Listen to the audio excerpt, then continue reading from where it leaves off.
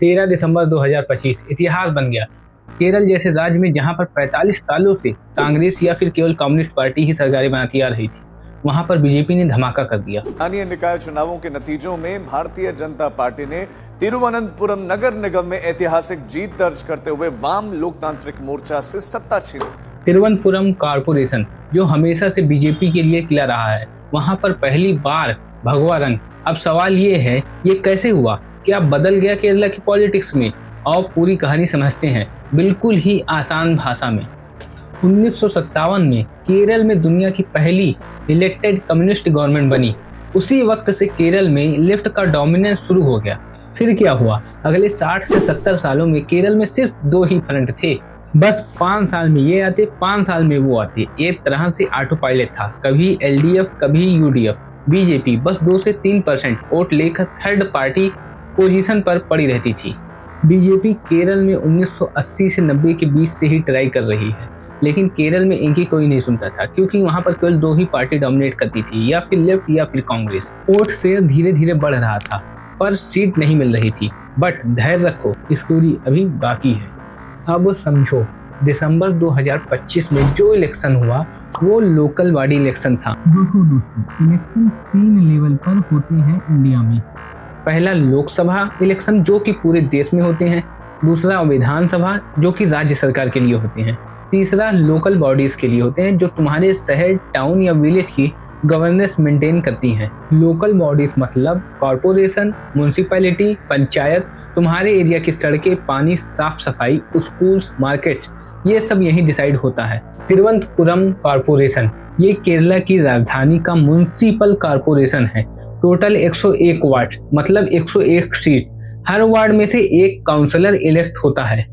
अब ये समझो कि लोकल बॉडी में जीतने का मतलब ये है कि ग्रास रूट पर तुम्हारी पकड़ स्ट्रांग है। 9, 10, 11 दिसंबर 3 दिन वोटिंग हुई। 13 दिसंबर को रिजल्ट आई। तिरुवनंतपुरम कॉरपोरेशन एनडीए जिसमें कि बीजेपी है 50 सीट, एलडीएफ जो कम्युनिस्ट पार्टी है वो 35 सीट, यूडीएफ कांग्रेस की पार्टी 16 सीट पाती है। देखो, बीजेपी सिंगल लार्जेस्ट पार्टी बनी, मेजॉरिटी नहीं मिली क्योंकि 51 चाहिए मेजॉरिटी के लिए, पर सबसे ज्यादा सीट बीजेपी की ही है। 45 साल से तिरुवनंतपुरम में ये तो कम्युनिस्ट पार्टी मेजॉरिटी में रहती थी या फिर कांग्रेस। आज बीजेपी सबसे बड़ी पार्टी बनी। अब असली सवाल ये हुआ कैसे, कम्युनिस्ट से बीजेपी तक का सफर चलिए स्टेप बाय स्टेप समझते हैं। पहले बात करते हैं कम्युनिस्ट पार्टी की, सीपीआई।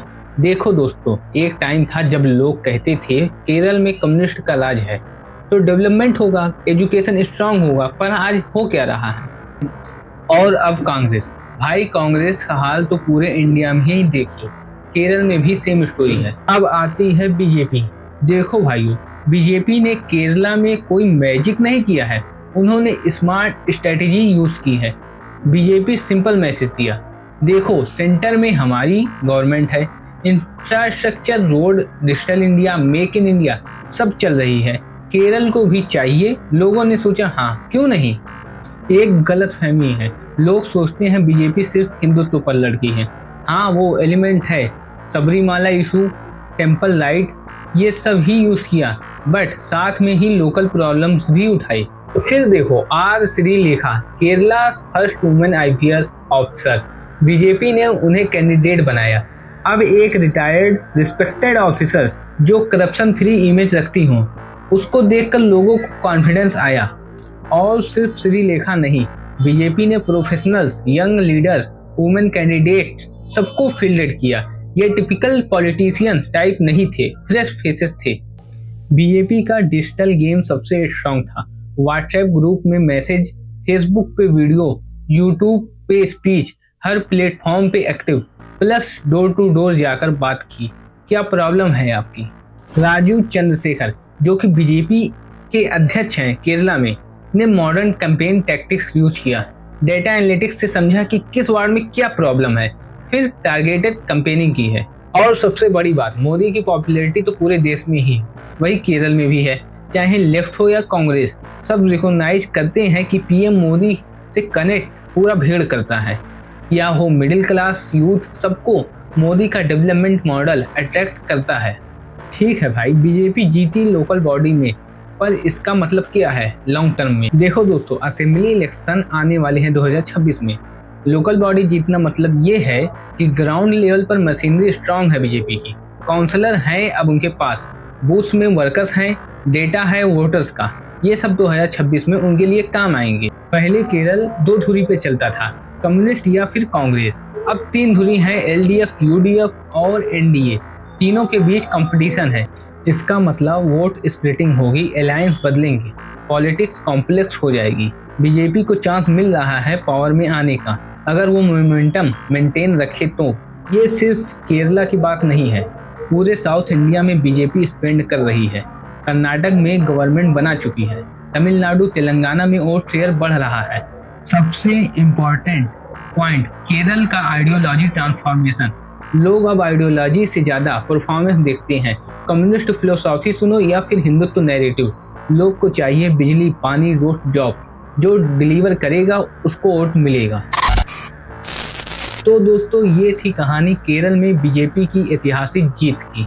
अब देखना ये है क्या बीजेपी 2026 में असेंबली भी जीत पाएगी, या फिर ये एक सिर्फ वेव थी जो सेटल हो जाएगी, टाइम बताएगा। लेकिन एक बात पक्की है, केरल बदल रहा है। डेमोक्रेसी में ये होता रहता है, लोग एक्सपेरिमेंट करते रहते हैं, ऑप्शन ट्राई करते हैं, और ये बदलाव शायद नया चैप्टर शुरू कर रहा है केरल की पॉलिटिक्स में। अगर तुम्हें ये एनालिसिस पसंद आई हो तो सब्सक्राइब करिए। 2026 इलेक्शन में डिटेल एनालिसिस लाएंगे। कमेंट में बताओ क्या बीजेपी केरला में गवर्नमेंट बना पाएगी या ये सिर्फ एक टेम्परेरी वेव है।